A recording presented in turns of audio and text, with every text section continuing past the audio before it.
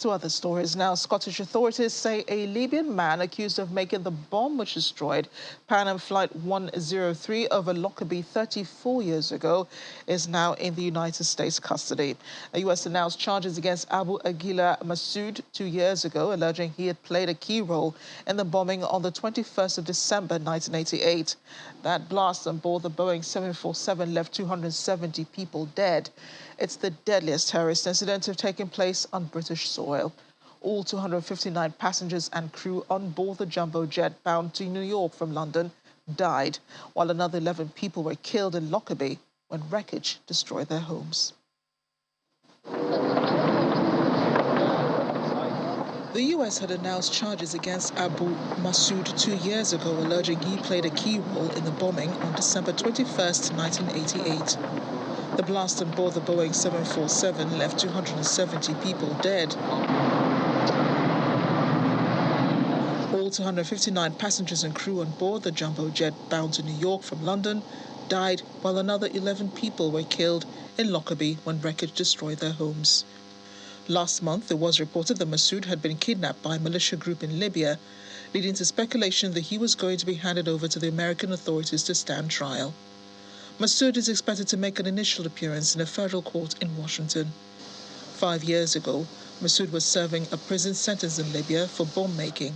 It is alleged that while in jail, he confessed to being involved in the conspiracy with Abdel Basset al-Megrahi, who was convicted of bombing Pan Am 103 after standing trial at a specially convened Scottish court in the Netherlands. He was then the only man to be convicted over the attack.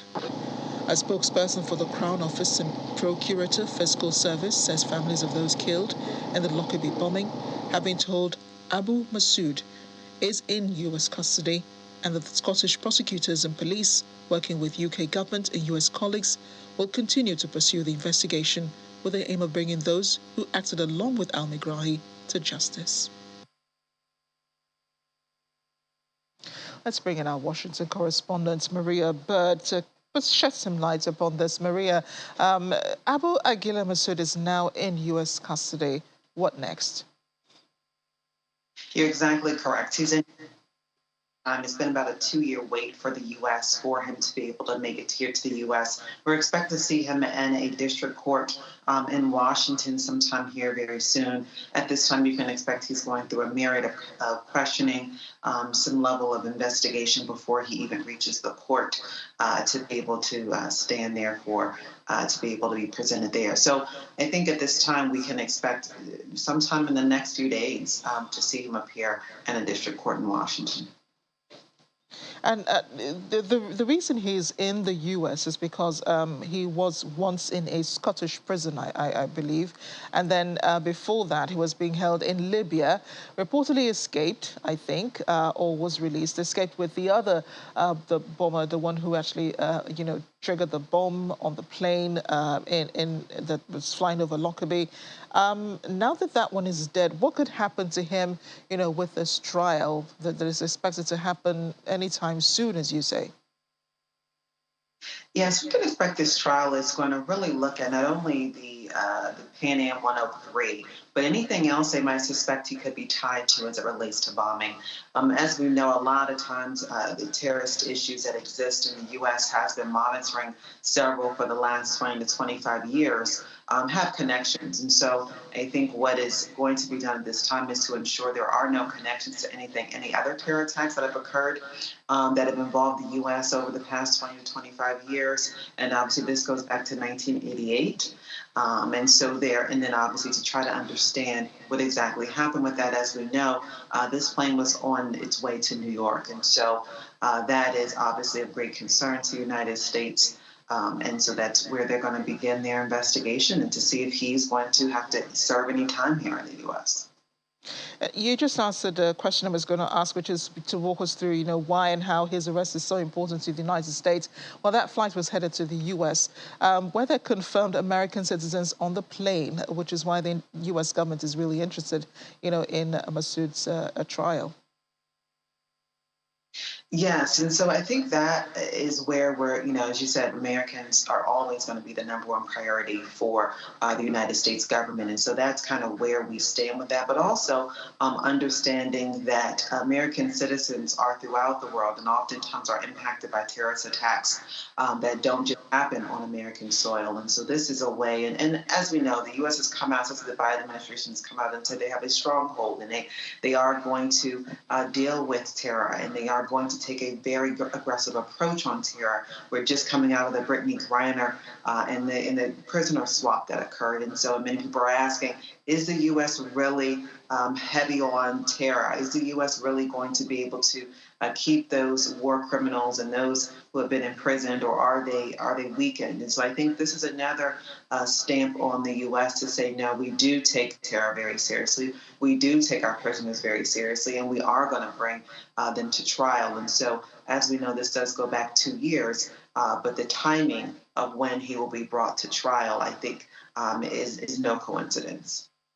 I think that's a legitimate concern, Maria, the issue of whether the U.S. does take terrorism seriously.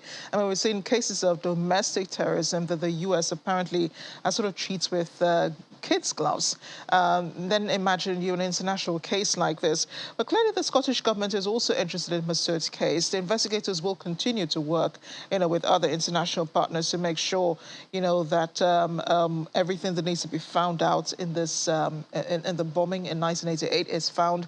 But could he be returned to serve time in Scotland, where, when his trial is done, being that the atrocity was actually committed over British soil? Well, we know that negotiation agreements are going to be happening. We can guarantee that. If he is convicted of a crime here in the United States, that will be, I think, a considerable point of contention for the U.S. to be able to negotiate with Scotland if they do want to bring him back to Scotland to serve time. I do foresee that if there is any type of trial that occurs and that if he's convicted, that we will at least see him for a little bit of time here in the U.S. in prison, even if there is some agreement made to carry out the remainder of his time in Scotland. But this will be definitely one of those global and international relation negotiations for the U.S. So Masood is Libyan, right? So that would also entail that the U.S. government might be reaching out to Libya, but unfortunately, there is no legitimate government in Libya as we speak. So the U.S. has no one over there to reach out to, for any information about Masood's operations and, the sect or the group that he belonged to are the ones that masterminded this bombing. But that part of the investigation, will the U.S. government also be taking that seriously, or will that be set aside because of the current situation politically in Libya? We can probably be quite assured that over the last 2 years that have been, the intelligence community has been very much engaged with the U.S. government, collecting information on his time in Libya, on some of the past offenses, understanding really what has occurred with him even from the last 34 years since the bombing in 1988. So I think a lot of that has already been done with the intelligence community, but it will continue. The deep standing relationship that the U.S. has across the world, and especially with the private investigation and intelligence community, will provide them with additional details, despite the fact that maybe the Libyan government won't be able to provide the type of intel that they're looking for. Thank you, Maria. Thank you for keeping your ears and eyes on the ground for us. Welcome back to the program. 2 police officers and a member of the public have been shot dead at a remote property in Queensland, Australia. The officers were responding to reports of a missing person in Wimmera, 270 kilometres west of Brisbane. Police at a news conference say the offenders are still at large and residents are being told to remain indoors until further notice. Katarina Carroll, Queensland Police Commissioner, said 4 police officers attended the property. There was also another shooting, this time in Italy, where 3 women were killed in a rare incident in Rome. The victims include a friend of the new prime minister, who were killed when a man opened fire at a cafe, injuring 4 other people. Those inside were meeting as part of a local block's residents committee. Roberto Guttieri, the mayor of Rome, described the shooting as a grave episode of violence. Reports say a 57-year-old suspect is now in custody. He's had a history of disputes with some of the committee's board. The VOA's Sabina Castelfranco joins us now. She's in Rome. Sabina, thanks for making time to be with us. And I'm sure that this incident may have rattled the rest of Italy, Rome especially, where, you don't hear much of these sort of incidents. So how are the people reacting to this? Well, people are rather shocked that somebody can just, take out a gun and start shooting in broad daylight. Certainly, these are not incidents that are very frequent at all in Rome. People are quite shocked with what happened. I mean, literally, this is a man who managed to walk away from a shooting range with a gun, and then he walked into this meeting that was being held in an enclosed area of a local cafe in the north of Rome. And he just said, "I'm going to shoot you all," and started shooting like crazy. Until fortunately, other members of the board meeting were able to stop him. But obviously, he had done enough damage. He had shot dead 3 people, 3 women. Not only that, but he also injured 4 others. One of them is in very serious condition. So they managed to stop him. And then the police arrived and took him into custody, as you said. So did people even know what was going on, while the shooting was taking place? Were there immediate reactions, to the shooting? Because it seemed they had enough time, to carry out this atrocity before the police arrived.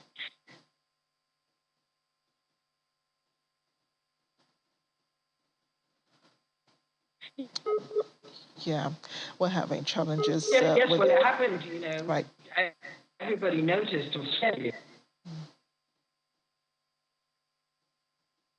I think we had a freeze. Maybe you can hear me now? Yes, we can hear you now, Sabina. Thanks a lot. The connection is acting up today, but please go on. But yes, people realized immediately, because he very loudly, as he came into the cafe, said, "I'm going to shoot you all," and took out the gun. So yes, they immediately realized that this man was not joking or anything of the kind. Also, he had already had a run of issues with members of this board meeting of the building, because apparently there was some dispute that they wanted him out of his lodgings. So he had already even had issues and had been reported to the police for his behavior.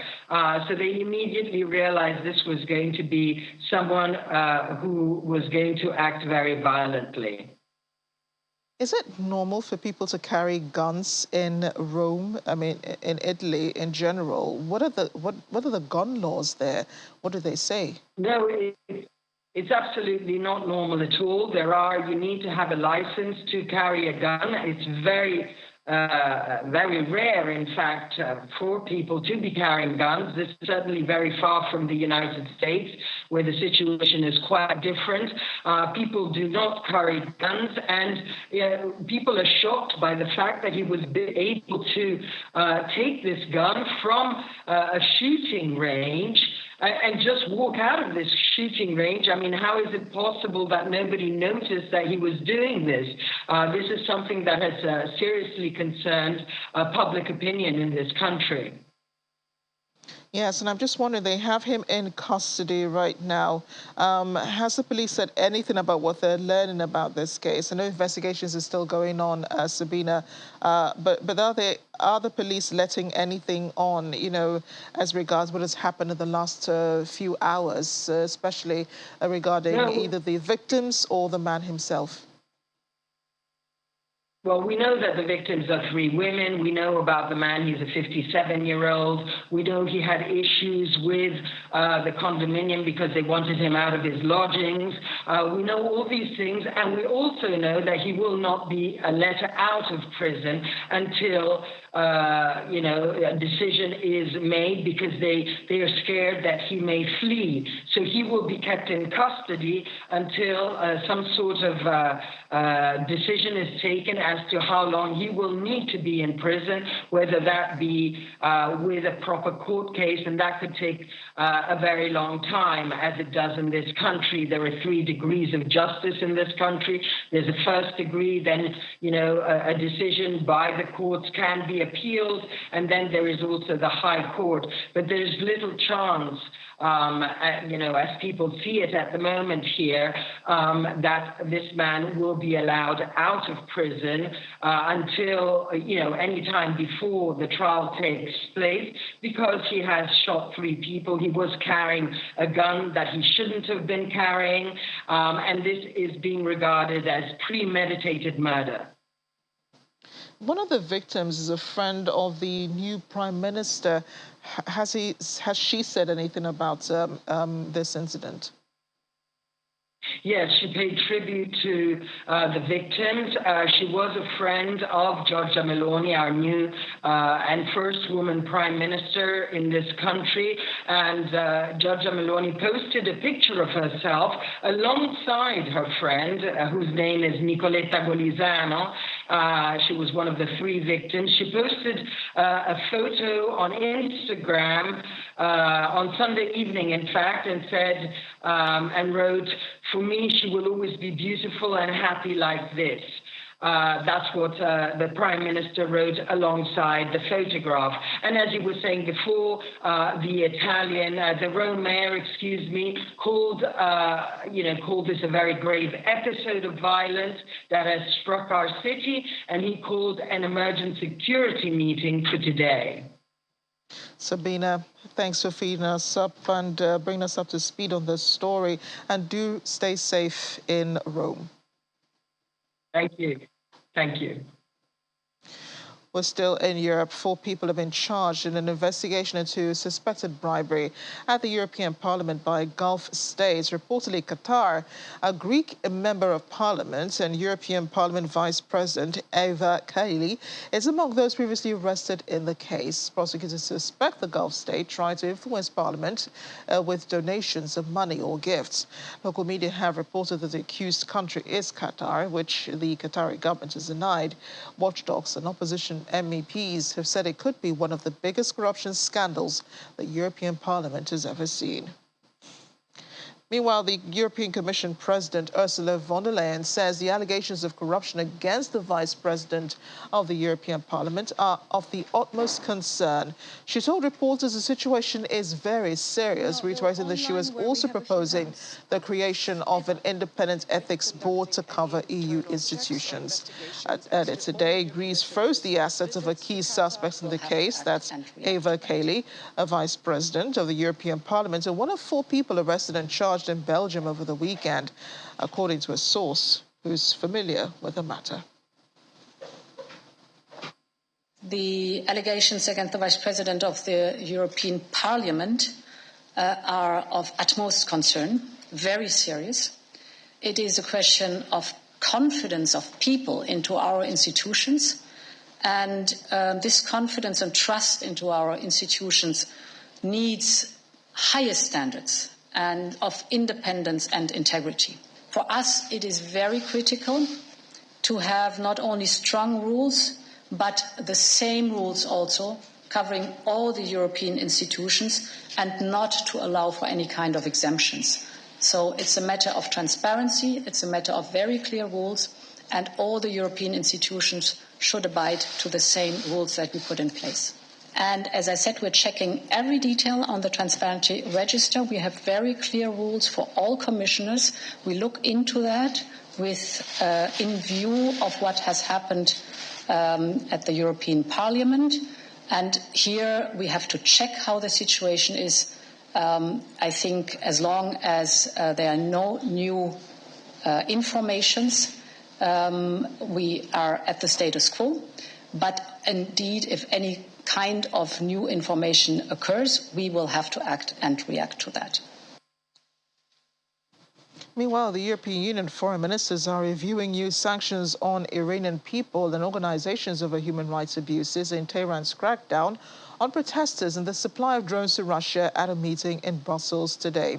The EU foreign ministers are also discussing the ninth package of Russia sanctions that is set to place almost 200 more individuals and entities on the EU sanctions list. But EU Foreign Policy Chief Josep Borrell stresses there's still no agreement. He hopes that could come later today or even on Tuesday. Ministers will also aim to top up by €2 billion of fund member states have used to finance arms purchases for Kyiv, but which has largely depleted over almost 10 months of the war in Ukraine.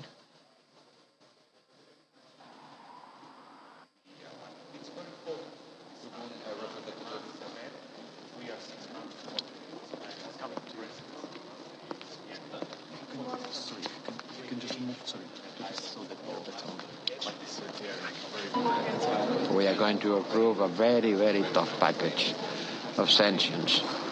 It was not easy. It was not an easy conversation with my colleague, the foreign affairs minister in Iran, because we talk about what's happening inside the country, the supply of arms to Russia, and these two people being executed.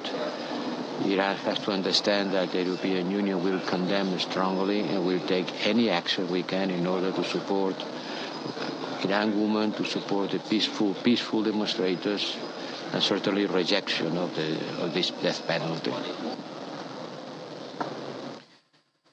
To the UK now, Britain's economy is likely to get worse before it gets better. So says the Finance Minister, Jeremy Hunt, who confirms he has a plan that will more than halve inflation over the next year. His comments come after figures today showed a bounce back in growth in October, but the weakest three-month performance since early 2021. Hunt also says it does not know whether inflation had peaked or not. Well, these figures confirm that this is a very challenging economic situation here and across the world, and it will get worse before it gets better. But we have a plan that will more than halve inflation over the next year, and if we stay the course, we can get back to the strong economic growth that we need. In the meantime, Foreign Minister James Cleverly says the UK could not afford to hang on to its comfort blanket of pre-existing friendships and alliances, but must forge new relationships, adding that the UK needs to be salespeople in convincing other countries to subscribe to its values in a persuasive way over decades, but that could take a long time to see any tangible results from the effort. Now, Peru's new president is proposing bringing the country's general elections forward by 2 years to April 2024 amid ongoing political tension. President Dina Boluarte has also declared a state of emergency in areas where protests have erupted.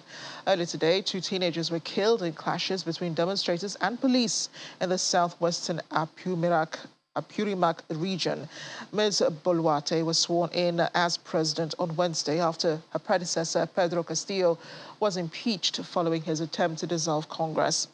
In a televised address to the nation today, she said she would submit a bill to Congress to hold elections in April 2024 instead of April 2026. The move represents an about turn, as she had said upon taking office that she would serve out the remainder of Mr. Castillo's 5-year term in office in full.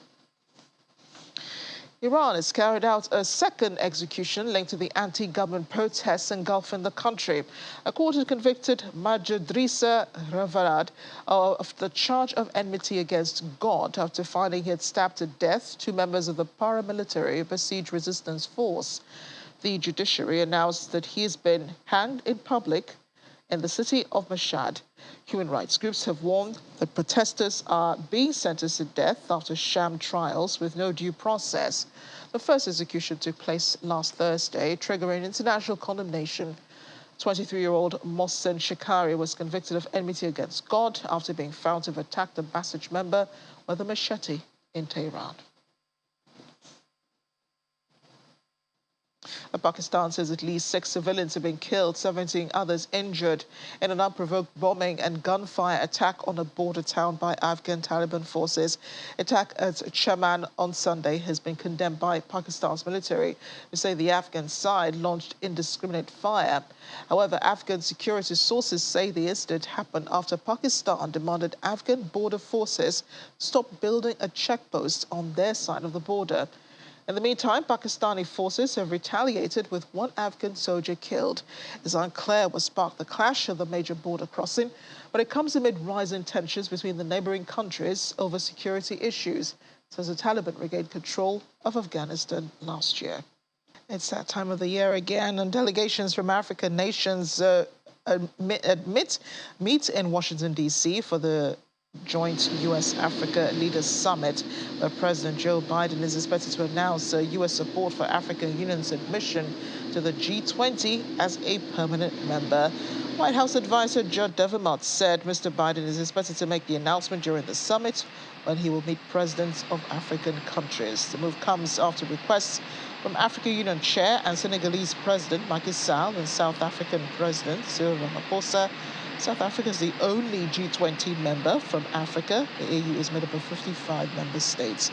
The US released a new strategy document for sub-Saharan Africa back in August, stressing the region's importance, the threats posed by China and Russia, and vowing to extend defense cooperation with like-minded African countries. Now, in November, US Secretary of State Antony Blinken said Washington would have to do things differently to help Africa with its infrastructure needs, and it was time to stop treating the continent as a subject of geopolitics and rather as a major player on its own.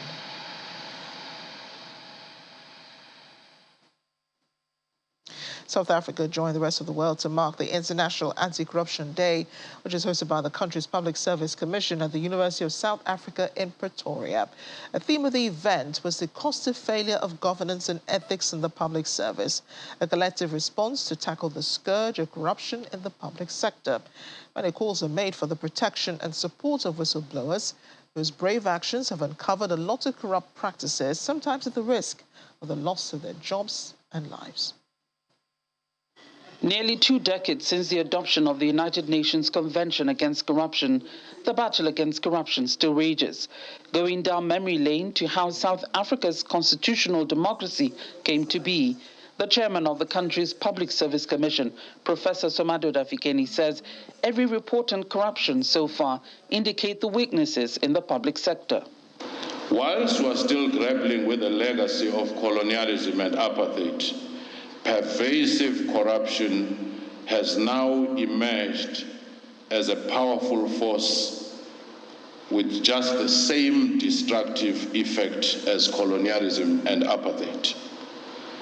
This now is the new frontier of the struggle to once again ensure that the few do not take common goods and services so that they serve their own interests. The heart of our responses and the key to their success are the people. The people of South Africa are South Africa's most precious resource.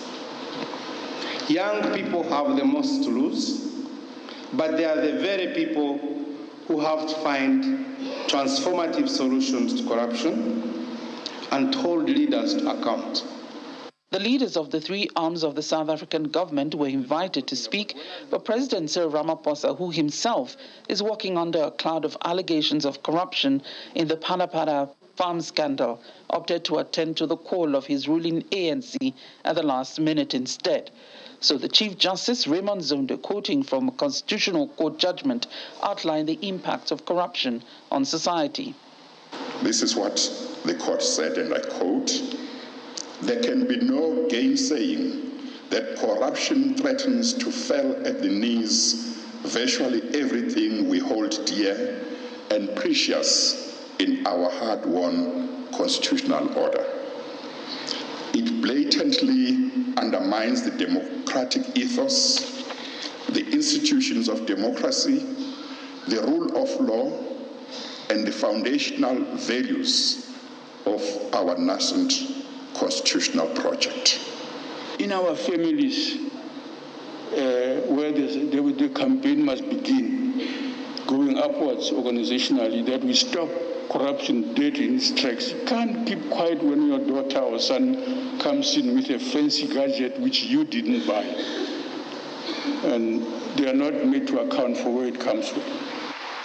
Former public protector Professor Thuli Madonsela suggested a new deal based on strengthened democratic governance, social justice, fundamental human rights, professionalizing corruption investigators, a Venice-styled commission to support Parliament, as well as the simplification of the Anti-Corruption Act, PRECA, so people will know that corruption goes beyond graft and bribery. We need a new deal on socio-economic justice in this country. If we don't get that, we will not make progress on many issues around implementing our beautiful constitution, and it will continue to be seen by others as a Pockhampton village. But with the old deal on ground so far, is there some progress at all? We're actually not. 19 years after we have signed the United Nations Charter, we haven't actually won the war against corruption, and we are now here to ask ourselves what is going wrong. I think we are winning the war against corruption.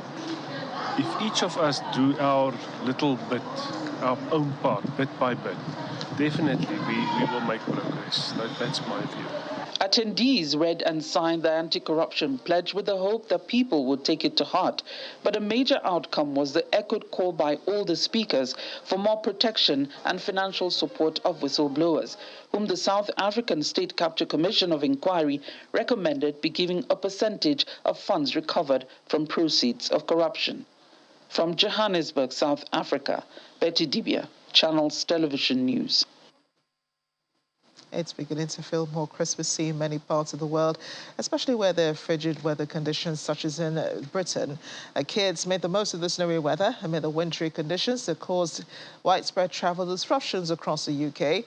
Areas of Great Britain were given a layer of snow as northerly winds and temperatures below freezing and the first cold snap of the winter season.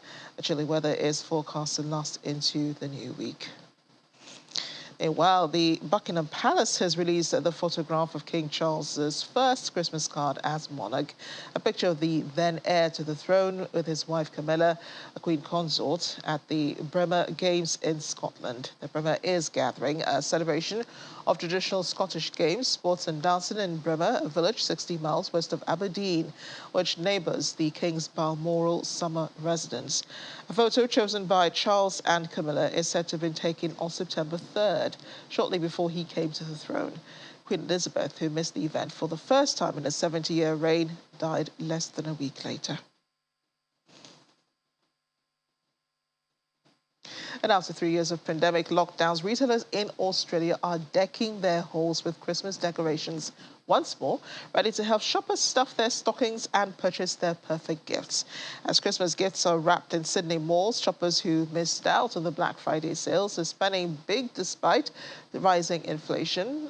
One of the CEOs of Australian Retailers Association, Paul Zara, says the amount Australians spent during the Black Friday sales was a surprise to retailers. Residents say Christmas is a time to spoil family and loved ones, but doing so this year might be a little harder. And hundreds of Santas and at least one Grinch, there's always a Grinch, took to the slopes in Newry, Maine on Sunday as they practiced their technique ahead of what is expected to be a busy Christmas delivery season. Santa practicing, I guess.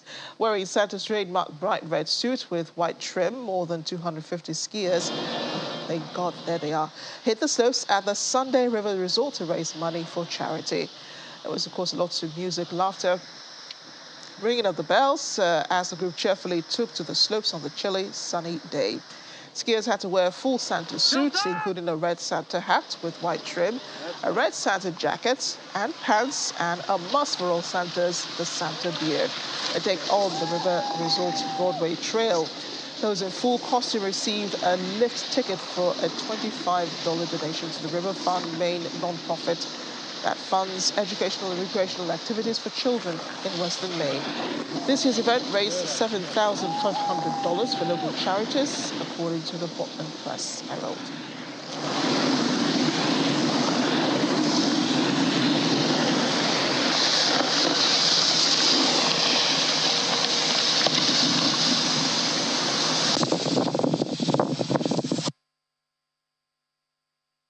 wondering what mode of transportation Santa in Nigeria may be using this year. Thanks for watching. I'm Amarachi Ubadi.